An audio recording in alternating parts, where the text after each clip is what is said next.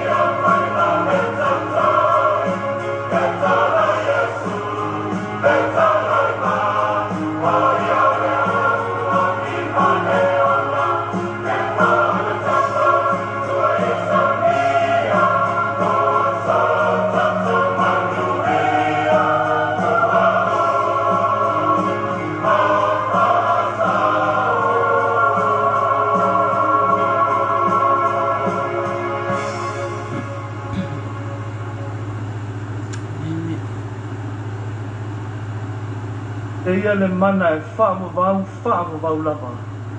Amen.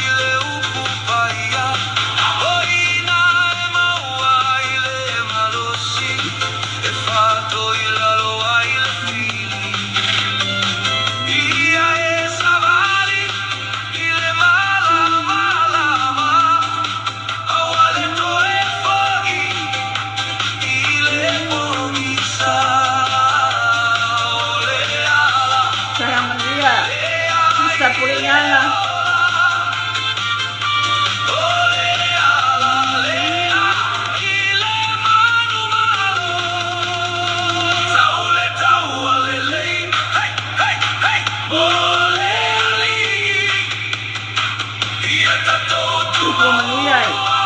Ia te ole uso.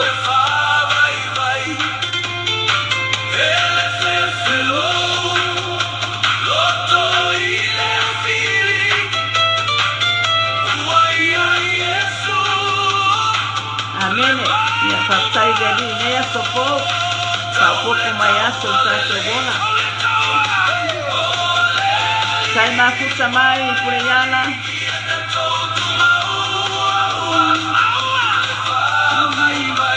Sai poi ia te ole uso le nopo te talo.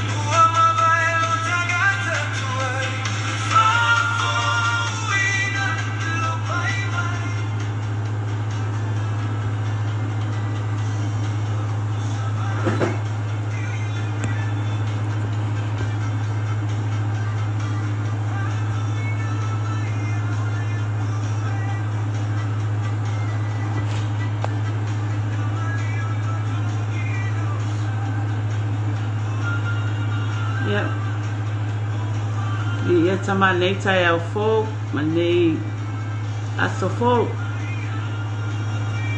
ia whaftai mafuta mai whafongafonga mai tatou pese whaleanganga i whapenao na watu i aso taitasi ma tai au taitasi e whapenao na whamaurunga i levi inga o le atua ia ma tāpena i fo i o tatou loto e tatou te whalolongo i le upo le atua nei tai au amene ia tatou talo ia tamalo mātou atua ia i vi ia ma vi ia lava tamalo suafa ia ma le mamalu i ova lo mātou atua a wai te tau lava tamai la ufio lo vi inga a wā tamau la ufio e ona mea uma lo mātou atua mātou talo tama nei tai au whaftai i la ufio tama i lau tau singa ma lau pui pui mari o mātou wola o mwhai e ona mātou toi au ria mai nei aso Feau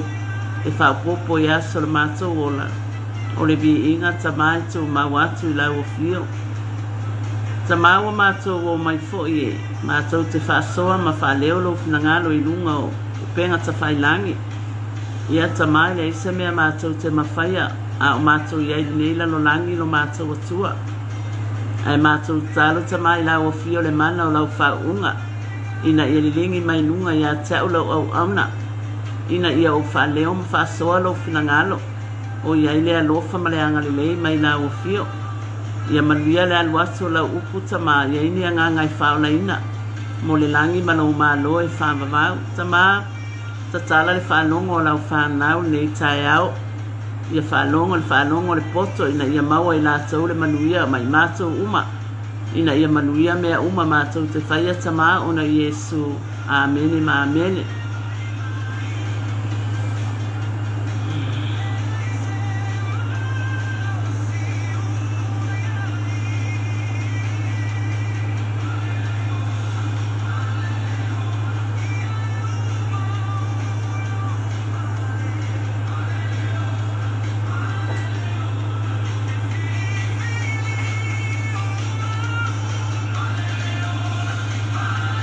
ia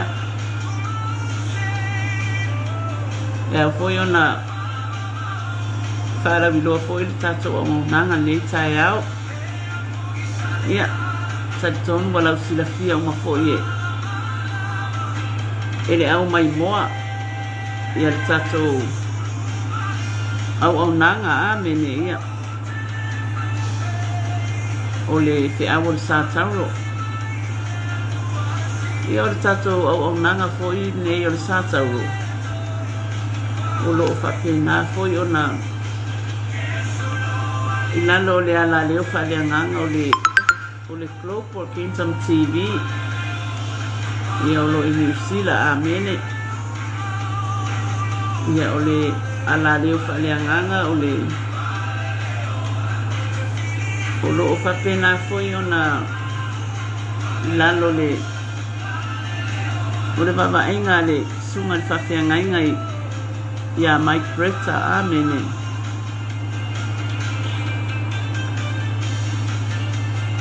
a ne tai au e le mwhaifoi ona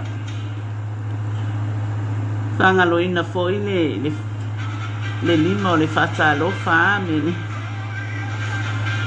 a wai au foi ona o whatalofa atu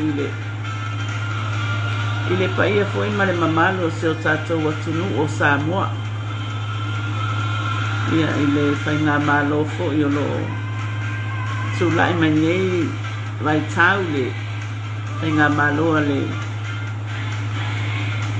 ale aingo le whatuatua i le atua Samoa watasi amene ia o lo whapena fo i ona i lalo fo i o le taitainga le sunga i tatou palemia filifilia o sunga le laune le mali etoa ia ma le mamalu foi le whainga malo pasalofa i au na le atua ngana au whainga ruenga whaia o lo latou sa waswinga le puvai o le ola i fata fai taulanga I fia I tono neila lo langi. Ona o le tala inga o le tala lei. I lo tato wali o Yesu Keriso, amene. Fata alofa le ainga o le fatu atua le tino Keriso. Ia fata alofa fo I wo fo ima pa anga li nei por kalami o lo mai moa mai nei tae au. O te fata alofa I le sunga I le whawhiangainga I a Mike Bretta. Ma le wharetua I a Sarah. Ma le nofo alo. Ia, ma le eka le sia I Marewa. Ia, o le vi inga I fo I le atua. O le au te fata alofa atua I nei tae au fo. I le suafa mamalo le tatu wali o Yesu Keriso. Amene. Ia nei tae au, ia.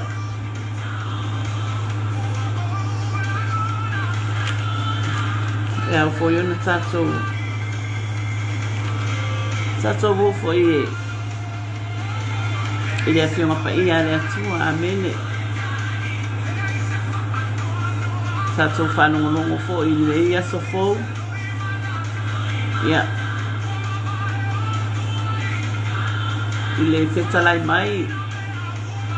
Ale anganga o le atua. Ia I tātou nei aso. Ia. Ina ia mawalunga I lona vi inga. Ia ai. Ta ia lai nai foio. Lo tātou sabaninga nei aso fo. Amene. O le tusi ale. Tusi a Roma. Roma le mata upus fulu. Ia. O le tusi la apostolo o Paulo. I Roma, amene. E au pa I Roma.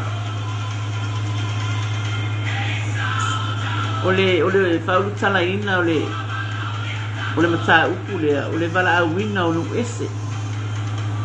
O le vala awina o nu ese. O le fai upu e iwa. E o le fai upu e se furtolu. O le au fai tawina. Mai le mata upu lea. A fai e te tautino I lo ngutu I le ali o Yesu ma fatu atua I lo loto. Wa toi fatu ina mai o ia le atua na ye woti. E faola ina I oe. A wā o le loto e fatu atua ai. E o mai ai le amiotoni. A o le ngutu e tautino ai. E o mai ai le ona. A wā ua whapea mai le tusi. E le maase e tasi e fatu atua I a te ia. A wā e le ese le I utaia ma le eleni. A wā o le ali e toa tasi o tangata uma. E whaula ilo na alofa I a te ilatou malama. Ue wala a watu I a te ia. A wā e whaula ina I latou uma. Ue wala au I le suafa o le ali.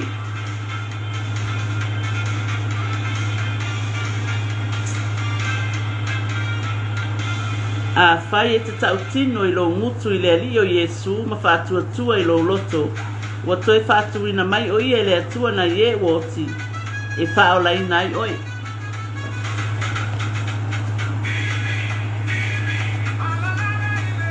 Mai leo le lua konito mta upo e whawha I upo e lima. A wā mātou te le tala ina I mātou. A o Keriso Yesu le alii. O I mātou nei, o a o tau au auna ona o Yesu. O le tala le apostolo, o le fai le upa I Roma, vai mai. A wā mātou te le I tala ina I mātou. A o Keriso Yesu le alii. O I mātou nei, o a o tau au auna ona o Yesu. Na fai le apostolo I le aupa I Roma. E mātou te le I o mai e tala I atu mātou. Le tala le apostolo. Aina mātou o mai e tala I atu le suafa o Yesu. E le tala ina e le apostolo lātou I lana tala inga I a Roma. ai na tala i le apostolo le suafo Yesu ia i latou. Amen. O la ua tautino e le apostolo a o whanungolongo e le i o atu e tala i latou ai na o atu e tala i le suafo Yesu. Amen. Le whai mai ele a whai e te tautino i lo ngutu i le ali o Yesu ma whaatuatua i lo loto o toi whaatuina mai o ia i le atua na ye woti e whaalaina oi.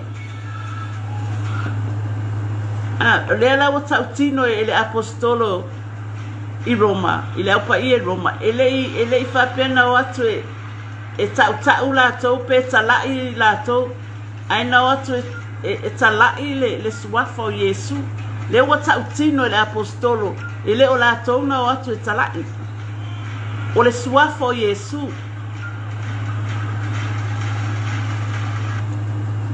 Amen. Fai mai leo le Isaia le e lua valu fai upa sifulu ono. O le nei, o lo whapeo na whetalai mai o le ali le atua whauta. O te tuina i siona le maa e fai ma whaavai. O le maa ua uma o na whaataita ina. O le maa tuli manu, ta ua o le whaavai ua mau. O le whaatuatua ia te ia, e le popole lava ia.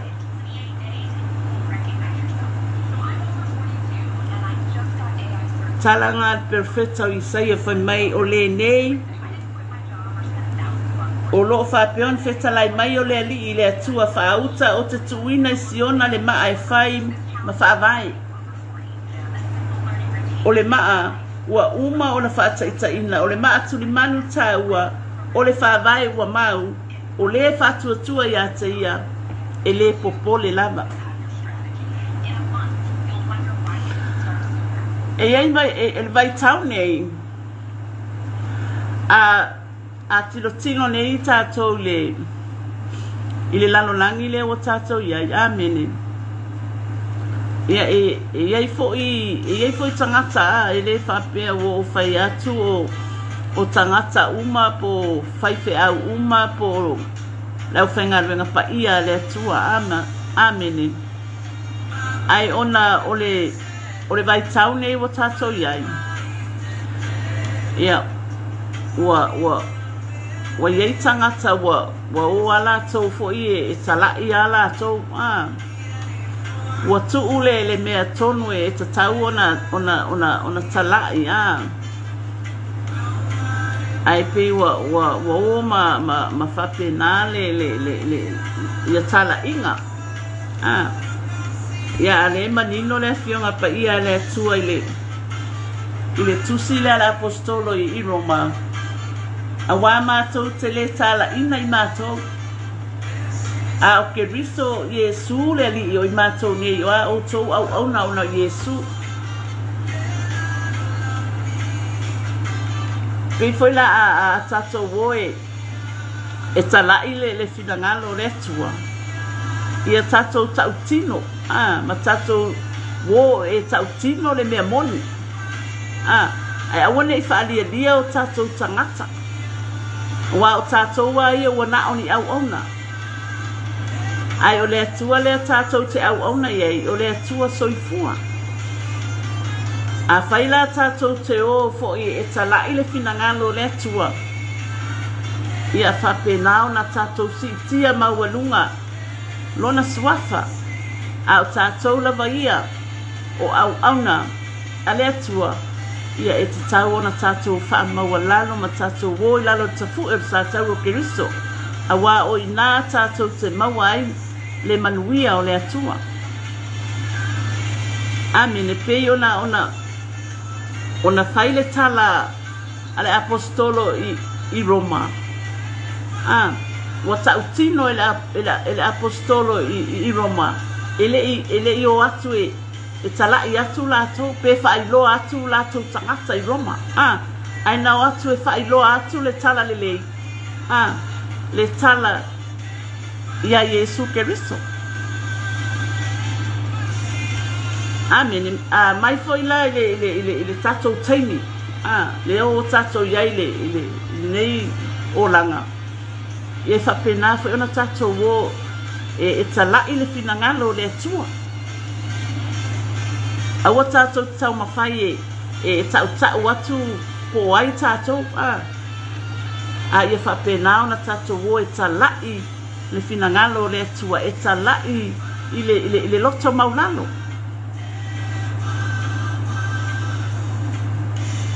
Ia tatou o e talai le finangalo le atua. E talai le file mu. E talai le alofa. Amen. E whapena ona o ai tatou. Awa o tatou au na le atua. E whapena ona tatou au na atu i le atua. Ia a o manu fo i o tatou maua le malos. Tatou maua le ola. Au e whafonga mai le. I le tae au ni nei. Ia. Tatou o e tala i le finangalo le atua i le loto maulalo. Tala i le file mo. Ia whaaliali maualunga le suafo o tatou li o Yesu Keriso. Ai tuu lava o tatou tangata whaatau waa i lalo le tafu o le Satauro Keriso. Anene. O le fai upo se fulu. Awa o le loto e whaatuatua ai e o mai eile a mia tonu. A o le nguto e tautino ai e o mai eile ola. Ia, o le taimi awa mana tua fo i tua le whianga inga tuai ia mose i antu la fono sa whapenau na ola ia le nu o Israelu amene. Ia ai mo le taimi le nei watatala le langi wawanoa le langi mo tangata uma. Wa fio mai Yesu Keriso wa o mai whaolatanga watatala e Yesu me uma ilona mana siri ese. Amene wawanoa lo walu i le atua. Mele au le loto e whaatuatua e o mai ai le amiotonu. Awa o lo loto te whaatuatua i le atua. E o mai ei le amiotonu le atua. E o mai ei lo na lo whatunoa. Pe a whai e whaatuatua lo loto i le ali. Ai whai mai o le ngutu e tautino ai e o mai ei le ola. Awa a whai e tautino e tātou se upu po le ase tala e tautino e tātou i le atua. E o mai ei le ola. Pei o le a whai wa maua o i se mai o le tino. E te tautino i le atua. E te whape atu tama. Ia o a ula au na wa ti ngalo ulu. Wa le ase meo le tupu i lo tino. E te tautino i le atua. O le taimia e tautino atua i o e matautala atu o i le atua. E o mai e le ola. La fion pa ia tama. A o le ngutu e tautino ai e o mai e le ola. Va a tautino e oe ia tātou ngutu o a mea tātou te mana na o ai o le ase mea o mawhati ai o le ase mai o mai pa mai e o mai le ola pe a tautino i o tātou ngutu e o mai le ola wa te tala le langi wa wanoa lo walu i le atua ole mea tā ua lama lea wa e leo te whaasoa malu i pēr le whaatuatua. A o tātou iaini nei lano langi o le whaatuatua. Ia tātou whaatuatua i lo tātou ali o Yesu Keriso. Wa o le taimi lama e whapenao na tātou wala awa tua i le atua i mea tātou te mana na oi. e whapena na fōa I mai e le atua ia I tātou. Amene. Ona o le tātou whaatuatua, awa e te tauna tātou whaatuatua I le alopele o le atua, o Yesu Keriso. Ina ia whapena ona lilingi mai e tamale, le manuia I lunga ia I tātou, ma o mai e le ola ia I tātou. Pe a whai tātou te tau tino atu I le atua. Ia mea umalava, tātou te manana oi, e alofa mai o ia, ona ua tātou whaatuatua I lona alopele o Yesu Keriso. A wawa whapea, ora paipasu tasi, a wawa whapea mai le tusi, e le maa se tasi whaatuatua ia te ia.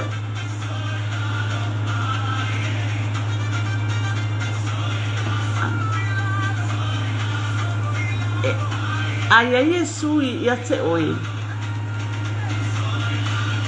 Po tātou uma e fia I le atua ai ai Yesu I lowo langa. E whai ngō fia mea uma. Wasuia mea uma.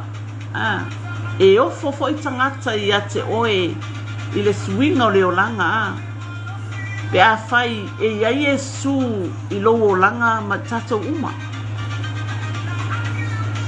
Ona e te saulo ia Yesu e suia uma e Yesu mea uma. Pe te vai pe e te le tau aloa oa mea I o tātou o langa Ai tātou te o mai loa ia Yesu. Wasuia Yesu mea uma. E te sau loa lea. Wa e maua Yesu. Wai mai loa le whai upu lea. E le maase tase whaatuatua ia te ia. Awa e le loa le lua maastanga ma Yesu. E le ai se mea te toi popole ai le lalolani. Awa e maua Keriso. Awa suia a toa e Yesu Keriso o tātou o langa. O na ofo ai leo isi tangata wa sava ai sava ai mawalalo tangata. Ai ba ai mai. Wasuia mea uma wasuia Yesu. Yana le ai le sawi ya Yesu. E suia Yesu mea uma I le tangata whaatuatua. Ma le tangata e alofa I le atua.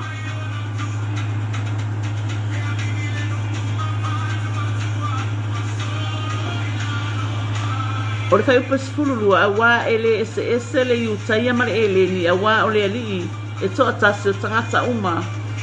E whau la ilo na alofa ia te ilato umalava o mala awatu ia te ia.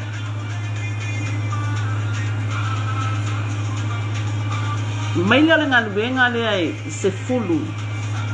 Pai upe tolu se fulu man wha. O na o atu leo le launga pe teru o wha pe atu e moni wa owi loa I le whailunga ina tangata I le atua. O le tala lea, o le tusi lea ngā luenga mata upe se fulu. O le tala I le Iakone Lio.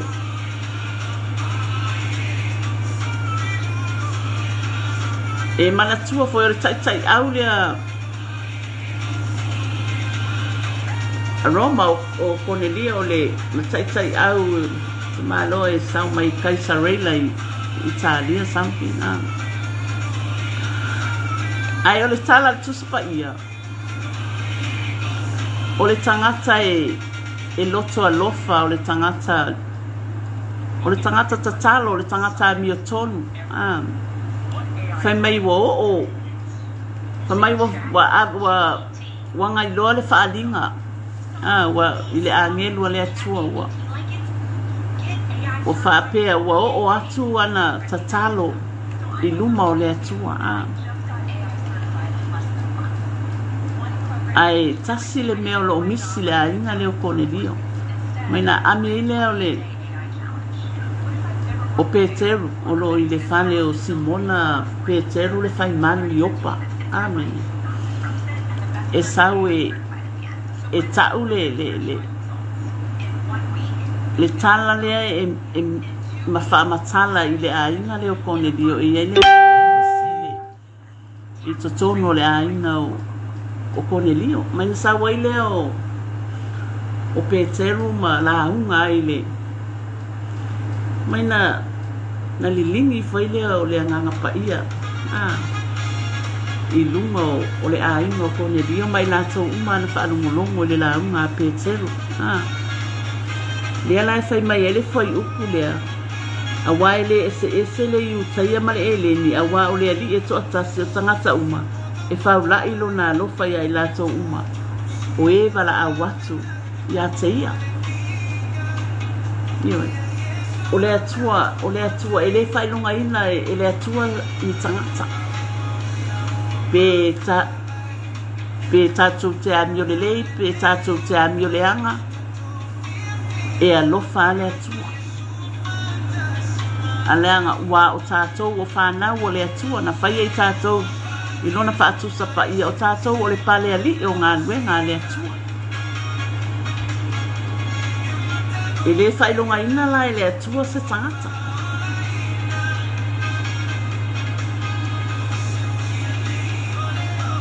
me le ngā luenga le su lima whai upo iwa o le fini wana le wha ese ina fo io I tātou mai lātou I lona whaamamaina o a lātou o lātou loto I le whaatuatua o le whinaunga I le peritoni whinaunga a Paulo ma Pānapa ma le noa Isara elu I le peritoni wa a tau le peritoni ia taimi ia no o le whaamamaina le la fa ia tuaile le apostolo wala le fa ese wala le fa ese na fo I tātou mai lātou le whaamamaina o lātou loto le whaatuatua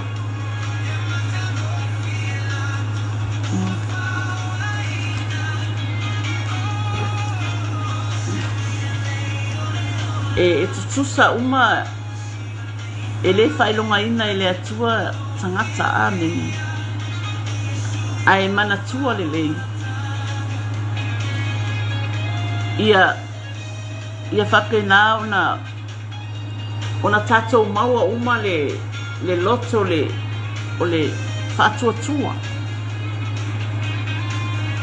amen e wā e alofa le atua I tangata uma lama a ia whapena ona tātou wola I le whatuatua amen tātou whatuatua lo tātou ali o Yesu Keriso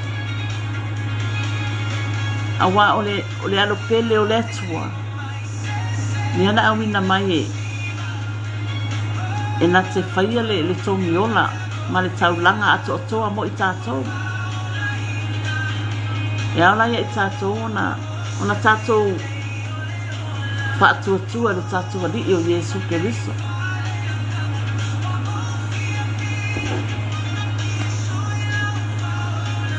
o le whai upa sfutoro wa e whaolaina I lato uma o e wala au le swafa o le ali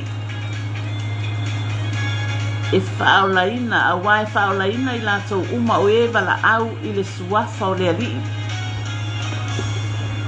amen whamaile le yo e lule e mata upe lua whai upe toro sfulua e I ufo ina whaolaina I lato uma lava o e wala au atu I le swafa o le ali a wā e iai le whaolatanga I le maunga o Siona ma Yerusalema. Whapei ona whetalai mai iai o le alii e iai fo I e watotoe o I lātou wia e wala awina I le alii. Amen. A wā e whaolaina I lātou uma o e wala au I le suafa o le alii. Bifo na o tala noa atu tai au nei wa matala le langi mo tangata uma mo tato wo sa o tato I le tu ia e whapenala ona e wala au atu le li awa wasila fia mai e le atua I tato a whaila tato te wala au atu I le li le ala whaimela fionga pa ia le atua awa e whaolaina I lato uma o e wala au le suafa o le li a e wala au na le suafa o le li ma e whaatua I le atua I lo loto e whaolaina oi whaolaina o mai tātou pe a whai e tātou te wala au le suafa o le li pe I whalana whai mai la fionga pa ia le atua nei tai au a wā o le loto e whaatua ai e o mai ai le ami o tonu a o le ngutu e tautino ai e o mai ai le ola o mai o le loto e whaatua ai e o mai ai le ami o tonu a o le ngutu e tautino ai e o mai ai le ola mea nai tā ua ai le talia o le whaalatanga talia Iesu Keriso e whai mālii ma whaaola I o tato wanganga. Ona e mawhai e tato, ona tato maua le manuia o le atua. Peila na whai mai le whianga pa ia le atua nei tai au, pa mai o le loto e whaatua tua e o mai e le ame o tonu. Au le nguto e tau tino ai e o mai e le ona. A wapole ase mea tātou te mawhatia ai ma wa tātou vai ai le o langa nei. O le taimia e te tau tino atua I le atua. O le taimia nai maua I oi le ola. O na lawa sila fia le e tamale le mana onga po le ase mea le o tātou wole atua I le atua. Ai le mawhai ona tātou maua va venga ma o le atua ona ele Italia e tātou le whaalatanga Italia tātou le whaalatanga o le mea tāua nā o le tātou Italia o le ali o le ola tātou Italia Iesu Keriso ona e paule o le tātou awala I le langi ma le ola e whaapau o le tātou ari o Iesu ana o le finangano ngā tamā ia I tātou tangata whaatuatua o le tātou talia o lona alupele o Iesu Keriso e whai mali I mawhaola I o tātou wanganga o na pauna le mea e fia sila mai e tamā ia I tātou o na ua whaata eleina I tātou le toto le tātou ari o Iesu Amen.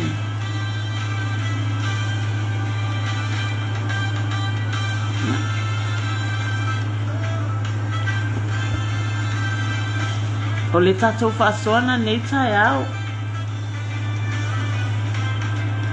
Tau ina alofa le atua e. Tatala mailona finangalo ma whaamamlama atili mailona finangalo I o tātou loto mo tātou mawhauwhau. Ina I whapenao na le lei ai fo ilo tātou whaalongo ia ma le tātou talia o le upu o le atua ia e sa iala ina ia tātou wolanga ia o tātou iai fo neila lo nangi Amen ia tātai atua I nei tai ao le uso pele lama lea o pule iala whaatasi mai nei tai ao tai lawe atu o le uso whaatasi mai tai foi nofo tatalo mo le lalolangi ia ma tangata uma lava ia le ngata I leona I o tātou ainga ia whaftai lava pule iala ia lo whaatamama ia whamanuia ia te o le uso ia maua pele malosi maua le ola ina ia ma vi ia tātou atua ia lo whaatu foi na foi atunu o lo au mawai ia whapenao na leo ma pui le atua ia te o le uso ia sausawina o le toto Iesu tātou ali ia ai o te lei whaamawai fo I ma le tatou por kalama nei tae au. Ia, whaftai atu fo I sunga I pawhiangainga mo laso wharetua. Ia, ai mai se fo I o sunga I te a kono. Ia maa o mo laso wharetua. Whaftai fo I suangane pele fo I ma uso pele lava I le ali ia o alo fo I ma whanau. Whaftai fo I tapua inga ae na mai moa mai ma whafongafonga ma nei tae au. Ia whaftai fo I le tapua inga malo se o tatou atunu pele o Samoa. Ia whaftai fo I tapua inga se o matou motu Amerika Samoa nei. Ia o le vi inga I fo I le atua a mene whaftai a le lango lango. Whaftai le mafuta mai. Ia whaftai fo I le whaatasi ma nei tae au. Ia ua whai lava o tau ma whamanianga mo le vi inga o le atua a mene. Ia ai au fo iona tatou tatalo a mene. Ia e whai ua I fo I le tatou por kalame. Ia samaro mātou atua. Ia wai u fo le whaasoa a lau whanau nei tae au. Ia le vi inga tamai fo I atu I lau o fio. Whaftai a tamai lau whaunga, whaftai lau upu a mai. Ia o ina I fo I o mātou tangata whaatau waa. Tamai tu mau lava I lau fio lovi inga I tu mau lava lo mātou whaatau waa. Ina ia vi ia ma vi ia tamai lau o fio ona Yesu. Amene ma amene. Ia o le tatou Pai unga poina o le tatou por kalame. Ia whaamania lava le atua ia te utou uma lava. O na maafuta ma nei tae ao. Ia whaamanuia le atua nei aso. Ia tatou wō ma le atua. Tatou sāvavali fo I ma le atua. Tatou whaamasani ma le atua. Ina ia manuia mea uma ona Yesu. Amene ma amene. Soifua. Alo fatu, Sister Pule Yala.